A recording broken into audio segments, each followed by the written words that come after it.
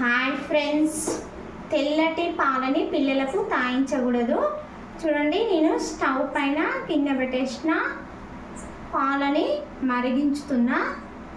ఈ పాలను మరిగించే ముందు దీంట్లోకి విలాచిని లైట్గా దంచేసి తీసుకోవాలి.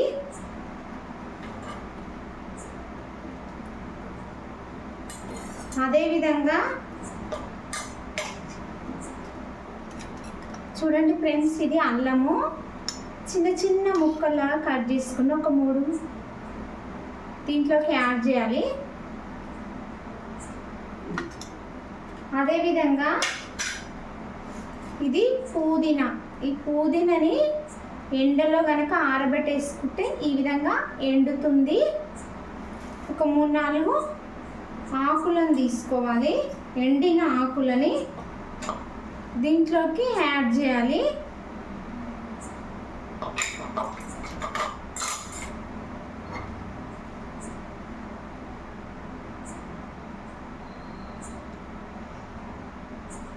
ఈ పాలని వడగట్టేసి పిల్లలకు తాగించాలి.